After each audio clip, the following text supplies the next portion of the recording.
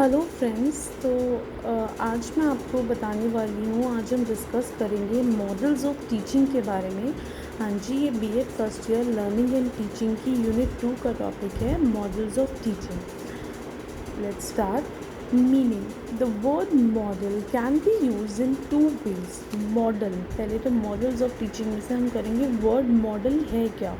तो मॉडल जो वर्ड है can be used in two ways. First, in the form of some ideal.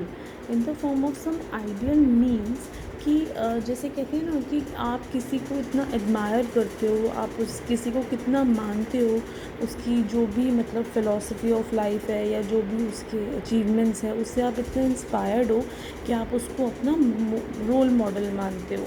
तो first पे तो हो गया एज अ पर्सन थिंग में। Second is in the short form of an object, यानी कि एक बड़ा सा ऑब्जेक्ट है जिसका शॉर्ट वर्जन या स्मॉल वर्जन जो है उस फॉर्म में भी मॉडल हो सकता है। जैसे हम देखते हैं कि ताजमहल जो कि मॉन्यूमेंट है हमारा, इतना अच्छा और इतना क्या कहते हैं एक्सट्रीम जो वंडर है हमारा, तो उसका कितने सारे मॉडल्स आते हैं, बड़े छोटे, एज अ शो पीस जो कितनी जगहों पे लोग रखे होते हैं। तो एक जो हो गई नॉन लिविंग थिंग के फॉर्म में हो गया object. Now to bring any ideal in the forefront a model is use, यानी कि किसी भी सिद्धांत पे चलने के लिए, किसी भी चीज़ को आइडियल मान के आगे रखने से पहले जो है मॉडल यूज़ होता है उसका। तो अ पर्सन और student tries to follow these ideals in his life.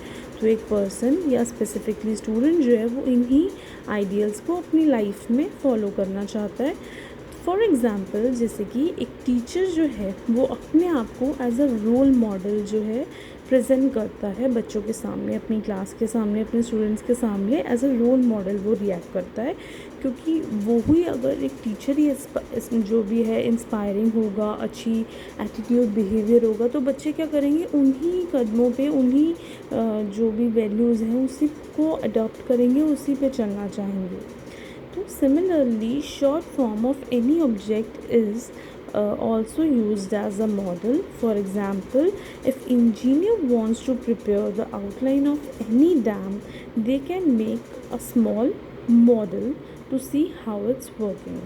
तो अब इसमें क्या है, देखिए, जैसे कि मैं आपको एक एग्जांपल देती हूँ कि एक इंजीनियर को प्रोजेक्ट मिलता है डैम बिल्डिंग का। तो उससे पहले वो चाहते हैं कि मैं थोड़ा सा उसका एक आइडिया ले लूँ कि वो कैसा दिखेगा, कैसा कंस्ट्रक्ट होगा। तो उसके लिए वो एक मॉडल प्रिपेयर कर लेते हैं। ओके। तो जैसे कि इंजीनियर ने क्या किया कि जो है उसका एक मॉडल प्रिपेयर कर लिया to see how it is working. Small models of many sites are also kept as show piece. जैसे कि मैंने आपको बताया कि बहुत सारे मॉन्यूमेंट्स जो होते हैं उनके जो है छोटे छोटे मॉडल्स, जैसे कितनी जगह सेल होते हैं, लोग एज अ शो पीस अपने घर पे भी रखते हैं। जैसे कि ताजमहल का मॉडल हम सब ने ज़रूर देखा होगा। लेकिन हम यहाँ पे बात कर रहे हैं बेसिकली टीचिंग की। तो मॉडल ऑफ टीचिंग से इन सब चीज़ों का क्या रिलेशन है? जी बिल्कुल रिलेशन है, क्योंकि जैसे कि हम एक बड़ी चीज़ का एक छोटा सा मॉडल देखते हैं, ऐसे ही टीचिंग जो है एक वास्ट एक्टिविटी है, बहुत ही मतलब एक बहुत ही ब्रॉडन एक्टिविटी है। और उस ब्रॉडन एक्टिविटी को करने के लिए आप ऐसे रैंडमली नहीं कर सकते। You have to be prepared, you have a set plan for your work. तो उस टीचिंग के लिए आपको क्या करना पड़ता है, एक मॉडल प्रिपेयर कर लिया आपने। तो मॉडल ऑफ टीचिंग में फिर हमें जो है पूरा एक मतलब एक तरह की प्लान वर्जन फॉर्म करना पड़ता है। In the field of teaching paradigms are teaching models. Teaching के फील्ड में जो टीचिंग पैराडाइम्स होते हैं, पैराडाइम्स यानी कि टीचिंग पैटर्न जो होते हैं, वही जो है हमारे टीचिंग मॉडल्स है। अब देखते हैं कि कैसे ये हेल्प करते हैं। Models of teaching help educators by first allowing them to reach larger number of students more effectively. ये अलाउ करते हैं टीचर्स को ताकि वो लार्जर नंबर ऑफ़ स्टूडेंट्स को अच्छे से और इफ़ेक्टिवली पढ़ा पाएँ, उन्हें समझा पाएँ, जो भी उनका ऑब्जेक्टिव है, लर्निंग ऑब्जेक्टिव है, टीचिंग ऑब्जेक्टिव है, उसे पूरा कर पाएँ। Second is create more uniform और varied and effective instructional events, यानी कि यूनिफॉर्म और वेराइड इफ़ेक्टिव इंस्ट्रक्शनल इवेंट्स जो हैं ये क्रिएट करने में हेल्प करता है कि किस तरीके से आपको इंस्ट्रक्शंस देने हैं, क्या इंस्ट्रक्शंस देनी है ये। हाँ जी, तो next is provide insights why some methods work with some learners and why others not, कि मतलब ये आपको एक इंसाइट प्रोवाइड करेगा कि क्यों कुछ मेथड्स जो हैं वो कुछ बच्चों पे मतलब असर करते हैं, इफ़ेक्टिव होते हैं, कुछ पे नहीं होते, because we have already read about individual difference, कि हर बच्चा अपने आप में डिफरेंट है, सबकी कुछ ना कुछ यूनिक एबिलिटीज़ हैं, कैपेसिटीज़ हैं। तो ये आपको इंसाइट प्रोवाइड कर देगा कि कैसे आपको उन अलग अलग बच्चों के साथ अलग अलग अप्रोचेज़ और मेथड्स लगाने हैं। नेक्स्ट इज़ रेडिकली मॉडिफाई और रीडिज़ाइन एग्जिस्टिंग मेथड ऑफ आपका टीचिंग, यानी कि ये जो है ये आपको एक विज़न देगा कि आपको अपने टीचिंग मेथड्स में क्या मॉडिफिकेशन लानी है, क्या चेंजेस लाने हैं, कि आप अपनी जो टीचिंग प्रोसेस है उसको और ज़्यादा इफ़ेक्टिव और एनहांसिंग बना पाएँ। हाँ जी, तो let's get ahead. Next is teaching models की कुछ डेफिनेशंस दे रखी हैं, दो मैंने आपको डेफिनेशंस प्रोवाइड करी हैं। ये मेरे हैंड रिटन नोट्स हैं, अगर आप चाहें तो इस पर वर्क अपॉन कर सकते हैं, इसे कॉपी कर सकते हैं, या आंसर आप एग्ज़ाम में लिख सकते हैं। हाँ जी, teaching models are just instructional designs. They describe the process of specifying and producing particular environmental situations which causes student to interact in such a way that changes his behavior। यानी कि teaching models जो हैं ये basically instruction देने वाले design हैं, ये describe करते हैं उस प्रोसेस को जो स्पेसिफाई करता है और प्रोड्यूस करता है एक पर्टिकुलर इन्वायरमेंटल सिचुएशन, और फिर जो है ताकि बच्चे जो है एक ऐसे सिचुएशन बना देता है ताकि बच्चे जो हैं उसमें अच्छे से मतलब इंटरेक्ट कर पाएँ, और जो भी मतलब चेंजेस हैं उनके बिहेवियर में, जो भी डिज़ायरेबल चेंजेस एक टीचर चाहती है वो आ पाएँ।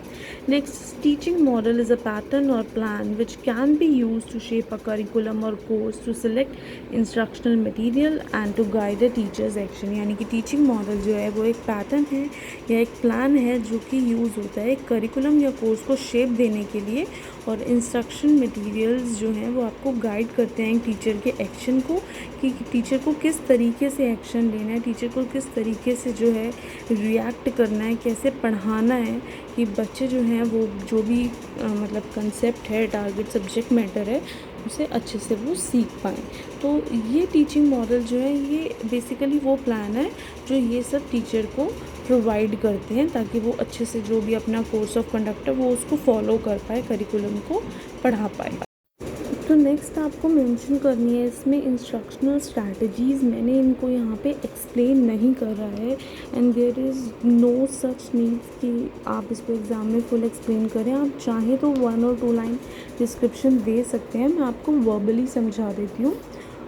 और ये कि मैं आगे के जो इसके टॉपिक्स हैं, जो हमारा nature of model of teaching है, कैरेक्टरिस्टिक्स होगा, एलिमेंट्स, वो नेक्स्ट पार्ट में कवर करूँगी। तो आप उसकी पार्ट टू आप चैनल पे देख सकते हैं।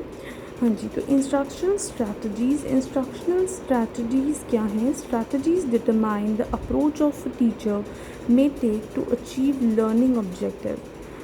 स्ट्रैटेजीज़ जो हैं वो डिटरमाइन करती हैं वो अप्रोच जो एक टीचर जो है वो ले सकती हैं अपने लर्निंग ऑब्जेक्टिव्स को पूरा करने के लिए। वो अप्रोच जो है डायरेक्ट, इनडायरेक्ट, इंटरैक्टिव, एक्सपीरियंशियल या इंडिपेंडेंट, यानी कि ये 5 टाइप्स की अप्रोच वो दे रखी हैं स्ट्रैटेजीज़।